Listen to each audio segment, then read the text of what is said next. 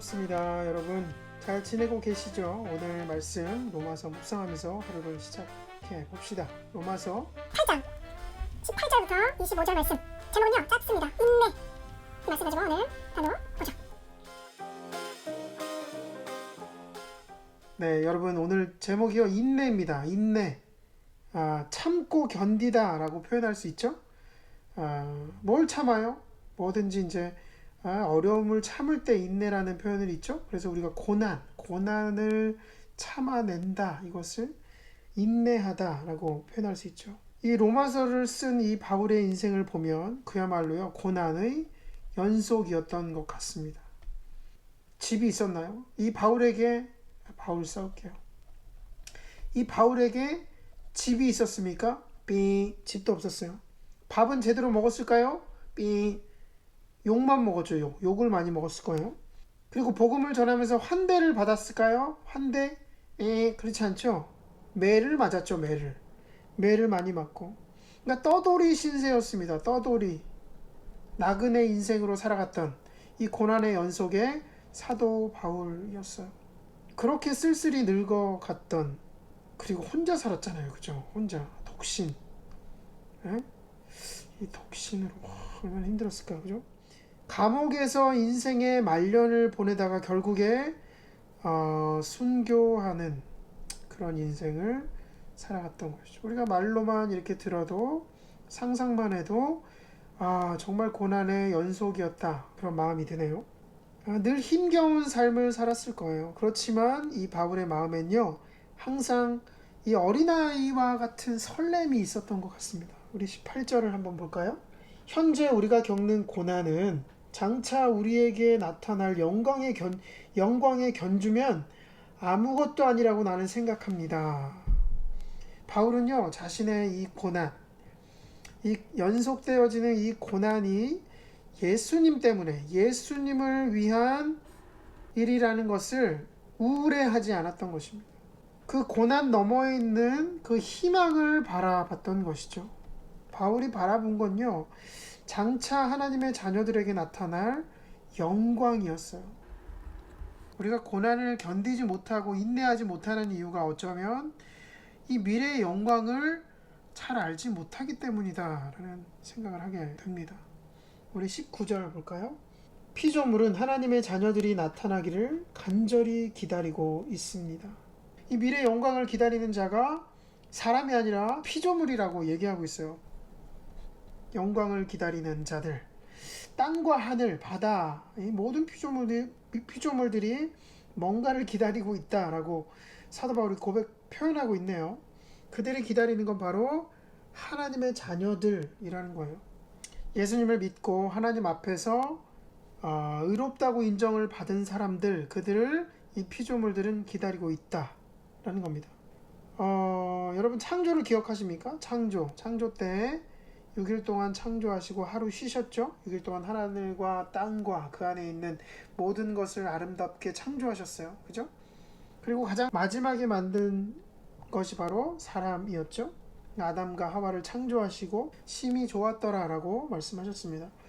하나님께서 사람을 만드신 목적이 뭐죠? 목적은요 사람들을 통해 하나님이 만드신 모든 것을 다스리기 위해서였습니다. 이 아담과 하와가 하나님이 만드신 모든 것을 귀하게 여기고 그것들을 돌보고 인도하고 하나님의 아름다운 그 성품들을 드러내는 역할을 그들이 했었어야 했죠. 근데 문제가 생겼죠. 죄와 심판이 임했던 것이죠. 그것을 통해 피조물은 어떻게 됐습니까? 피조물의 행복도 끝이 나게 되었다는 거예요. 20절 볼까요? 피조물이 허무에 굴복했지만 그것은 자의로 그렇게 한 것이 아니라 굴복하게 하신 그분이 그렇게 하신 것입니다. 그러나 소망은 남아 있습니다. 피조물이 허무하게 되었다라고 했어요. 그것은요 쓸모없게 되었다. 피조물이 아담과 하와의 타락으로 인해서 쓸모없게 되었다라는 표현을 할 수 있죠. 피조물은요 인간의 다스림을 통해 다스림을 받아서 하나님께 영광을 올려드려야 했습니다. 그렇죠? 그러나 인간으로 인해서 피조물에게도 영향을 끼치게 된 것이죠. 하지만 희망이 없는 것은 아니다 라고 얘기하고 있어요. 피조물이 가진 소망, 이 피조물의 소망은 뭘까요? 소망은 21절, 그것은 곧 피조물도 썩어짐에 종살이에서 해방되어서 하나님의 자녀가 누릴 영광된 자유를 얻으리라 하는 것입니다. 이 소망은요, 바로 피조물의 주인인 이 인간의 회복을 얘기하고 있습니다. 인간이 회복되어서 하나님께서 주시는 영광스러운 자유를 누리게 될 때, 그때 인간이 다스리는 피조물도 그 영광스러운 자유에 참여할 수 있게 되기 때문이죠. 썩어짐의 종살이라고 쓰고 있습니다. 자연을 아름답게 가꾸고 관리해야 할 인간이 오히려 오염과 또 파괴를 일삼았던 것이죠. 22절, 모든 피조물이 이제까지 함께 신음하며 함께 해산의 고통을 겪고 있다는 것을 우리는 압니다. 아기를 낳는 여인이 고통하며 신음하듯이 이 자연, 이 피조물도 괴로워하고 있다라고 얘기하고 있습니다. 하지만 다가올 그 천국에서 하나님은 모든 것을 회복시킬 것입니다.